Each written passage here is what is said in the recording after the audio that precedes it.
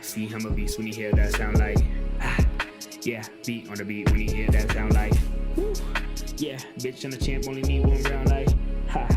Yeah, me, I'm a G bring heat in the sound like. Okay, guys, Jake Noecker here with the scrap news and fighting at Cage Fury 119 on April 20th in Tampa Bay, Florida. Brandon Lopez. Brandon, how you doing, man? What's up, man? Doing pretty good, pretty good. And it's not technically fight week because it's not Sunday, but it's Friday, so it's less than a week until the fight. So happy fight week. You in the mood? Yep, I'm in the mood. Definitely in the mood. And it's a Thursday night. Does that weird you out at all? That's an interesting night for fights. Yeah, I'm used to it by now, being that I've fought a few of the Thursday night cards here in Tampa. It's probably, a better it's a better crowd on a Thursday in my opinion, Not as much hustle and bustle. Everybody that's there is usually there for the fight, so more tuned in. And Cage Fury crowds, they show out, so it's gonna get loud in there. And let's jump right into it. You're taking on Jamal Rodriguez. This is your fourth Cage Fury fight, I believe. How do you feel about Jamal? What are your thoughts on him? So my original opponent got injured, so got Jamal probably jumped in probably about 3.5 weeks ago, I want to say. So he's from the area, a little north of Tampa. It's like a jiu-jitsu specialist, black belt jiu-jitsu. So just I was already prepared for Tommy Majeski, so I started a 2-month camp for this one, so I made sure to do a long camp. So when the opponent changed, and it was real quick, they're like, your opponent got injured, and they put up a name right away. So that was a good thing, So I said, I'll take it, and I'm ready to go. But yeah, stoked for it. From what you've seen on him, I don't know if you watched any tape or any of his prior fights, but how do you feel your guys' styles are going to match up against each other? I think it works really good for me, me being a wrestler. So usually the classic wrestler jiu-jitsu matchup is always, in my opinion, in the wrestler's favor. I like that matchup, but there's a lot more new to me that a lot of people don't know. So it's not just Brandon the wrestler anymore. So there's a lot of new things I'm going to be showcasing. So it's really exciting. That being said, are you gonna? I mean, feel free to tell me to buzz off. I'm not trying to give away your game plan here, but that being said, are you gonna be looking to strike more in this one? You've been working on that a lot. Yeah, we've been working on a lot of things. Just back to the basics. I've been a high level wrestler, so I kind of always relied on my wrestling all through my amateur career, and then even into my pro career. Even I started mixing up more of the stand up, but I joined a new gym about a year and a half ago, Kaizen Martial Arts, the Bang Muay Thai system. Really took a liking to that. Vince McGinnis is my coach. Elon Cruz, one of my training partners. So now we're just in the lab mixing up all kinds of stuff on the feet.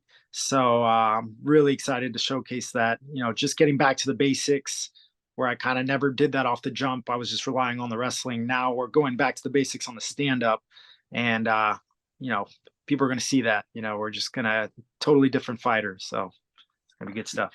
And you just answered one of my questions. I was going to ask where you're training and how camp's been. And now you just told me you're training with some UFC guys and Elon Cruz and some top talent. So that being said, who's going to be in your corner for this one? So Brandon Waters, he's a black belt in Muay Thai. Unfortunately, my coach, Vince McGinnis, is actually going to Hawaii day before my fight for Elon Cruz. He's in Bellator. Bellator now, yeah. So they're going over there. So that really sucks. But at the same time, the game plan doesn't change. I've been training with Vince this whole camp, and Brandon's going to step in, and he's really savvy on his feet and in the whole Bang Muay Thai system. So it's not too bad of a thing. So I'm still confident, and it's all going to work out pretty good. And the fight's in Tampa, so that's kind of like a home cage advantage, if you will. Are you going to have an entourage there? Are you going to have a lot of people show up? Let's just say Cage Fury gave me about 80 tickets, and they're all gone. I saw that on your Instagram story. They're all gone. So, I'm going to have a lot of people there. There's going to be a lot of people. I mean, they know that. They kind of know I'm a ticket seller.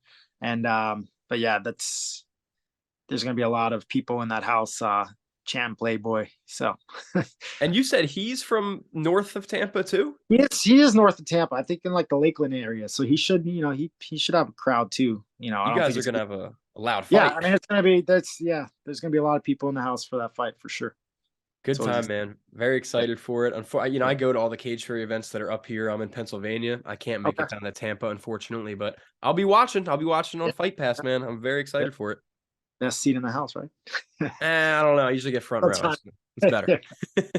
And your last fight in Cage Fury, it was your first time winning with the promotion. Yeah. How did that feel? You did it in such dominant fashion too, a very dominant decision. Yeah, appreciate that. Yeah, it felt great, man. Getting that opportunity to fight on UFC Fight Pass with Cage Fury, and those first couple fights the first fight didn't go my way. Shout out to Chuck Buffalo, great competitor. He just, got the welterweight strap. Mm-hmm. But, at the same time, it wasn't, right before I got dropped, I dropped him. So it's kind of one of those things I kind of was like, man, that's what it takes to get to the top and, win the belt. So, I got back on my horse, took a fight, and then my opponent dropped out literally the day before the fight. So they had to pull in another opponent, no excuses or anything, but it just kind of, then that fight didn't go my way. Very close fight. Had it gone another round, that guy probably would have been in trouble. But, another loss there with a promotion, and then getting that first win was huge. I just felt great. Everything was kind of, the camp was great. I was finally settling in with my team, and it just kind of showed. And then I made the drop down to 165 catch weight. I'm a big 70 pounder, but I take my dieting pretty serious, and it's not a crazy cut for me. As far as, a lot of people think that's crazy because they think I'm so big at 70. Yeah. But, I went down to 65 to meet this guy that, usually fights at 55. And I felt great, and my performance kind of showed that. And, this fight, I was going to go down to 55. But, the guy that I'm fighting, both guys, they coming from 45, 55. So I was like, well, if they want to come up to 70, I guess that's easier for me, but I still had a mentality, like I want to go down to 55. I just feel good, getting down to 55. And I know I'm a lot bigger at 55. And it doesn't really affect my performance at all. So with that being said, I'm looking to get the win now and, continue and go to 55. And, I want to get the belt at 55. So that's kind of the plan. Keep on the winning streak, get 2-fight winning streak. If they want to give me one more 3-fight winning streak at 55, get that third win, and then, challenge for that 55 title.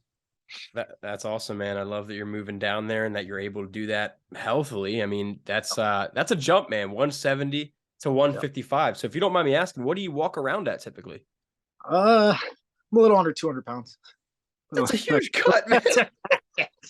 Yeah, but that's like, when I'm just fat and happy, when we get into camp and my diet and my workouts start kicking in, I'll be like a healthy 85, 85, 84.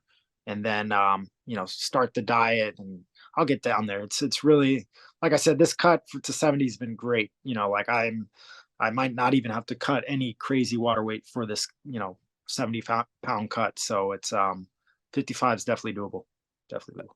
That's great, man. And I assume it's safe to say you like being with Cage Fury. You got John Morgan, CM Punk, UFC Fight Pass, Rob Haydeck, Miranda Granger's part of the team now. It's a top-notch promotion. You a fan of them?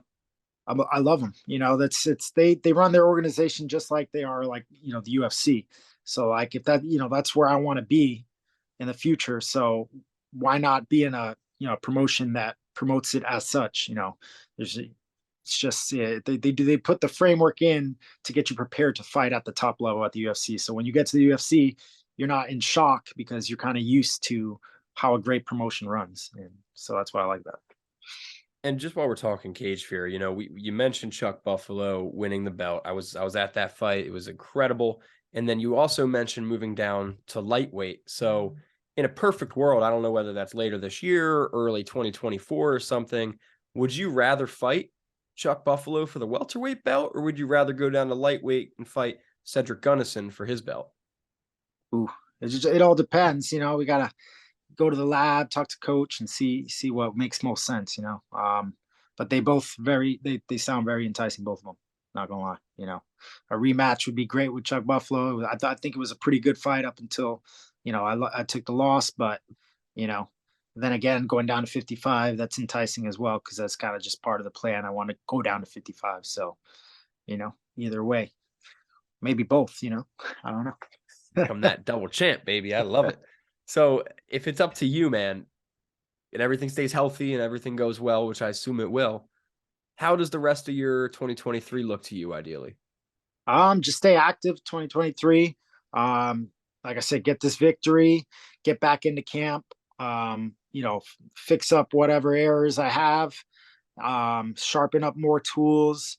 And like I said, this fight camp, we kind of just got back to the basics, getting comfortable with the basics as far as striking and getting to know the Bang Muay Thai system, getting comfortable in my stance, putting more, force behind the punches, just the basic things that people overlook, trying to be athletic or whatever the case is. I already had the athleticism, but it really came down to squaring in on the basics and just, very simple things. But yeah, getting back to those basics and then expanding on them, becoming a better fighter and then taking another fight, within 3 to 4 months. Usually I stay very active, which, is a good thing, but I think it's been a detriment to me as well. Between fights, you really need to make sure that you're perfecting your craft and getting better before you take another fight or even thinking about taking a fight.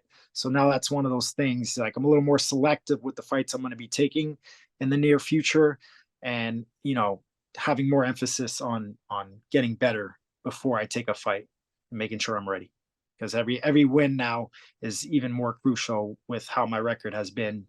It's been a rough little patch, but so now it's even more important to be selective on which fights I take. I forgot to ask this earlier when you mentioned it originally. You said this is your first fight with this new Muay Thai system, correct? No, I've been, my last fight was basically like my first fight. Yeah. I was gonna ask if you were gonna have like a new stance or anything coming out here, if we're gonna see something noticeably different. You might. Yeah, I don't want to give anything away, but there's gonna be some differences, definitely. People are definitely gonna be able to see it, and it'll show. I already know that. I'm not gonna say hopefully it shows. No, it's gonna show. People are gonna see it for sure. We won't get too much into it. I don't want to give too much intel to the enemy here.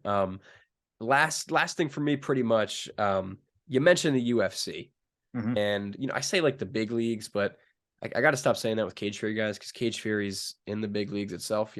So your ultimate goal is to make it to the UFC. How do you envision that road going, and like ideally, when would you like to be there, if that makes sense? That road goes, like I said, within the next year, getting these fights and challenging for a title, Cage Fury title.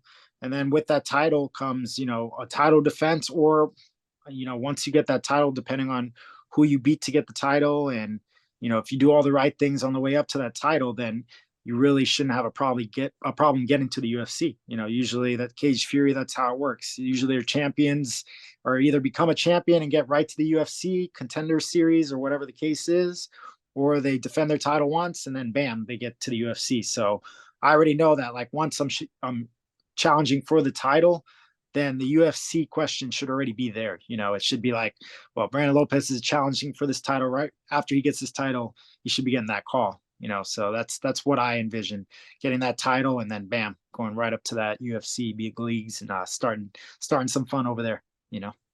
Well, the title run officially starts April 20th. It appears. And before we get out of here, before we get to that fight, I just want to give you the opportunity, with all the eyes that are going to be on you, UFC Fight Pass, home field advantage in Tampa, all the fans you have across the country and the world, anything you would like to say to everybody, the mic is yours.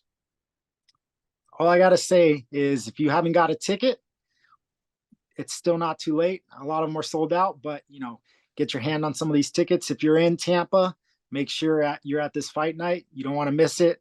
There's a lot of great cards on the fight. Not only myself, the main event, one of my former teammates, Greg Ellis, challenging for that middleweight title. That's going to be a huge card. You know, that fight itself is going to be awesome. So there's just a lot of bangers on that card, but my fight's going to be awesome. Second fight on the card, on the main card. So get in those seats early. And if you're not in Tampa, tune in to the UFC Fight Pass. It's easy. I mean, what else are you going to do on a Thursday night?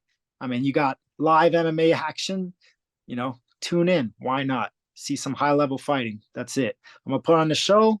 People are going to know who Brandon Lopez is if they don't already do, you know who I am by now. So that's all I'm going to say. I'm going to keep it short, but yeah. And I appreciate you putting me on the show, man. It's been great. Of course, dude. We appreciate having you. We have tons of fans on the Scrap News who are going to be introduced to you, and everybody go follow Brandon. And more importantly, not more importantly, equally as importantly, check out his fight. April 20th, Cage Fury 119, UFC Fight Pass. Brandon Lopez, thank you so much, my man. Best of luck to you. And when you get that dub, we'll do it again, okay? All right. Sounds good.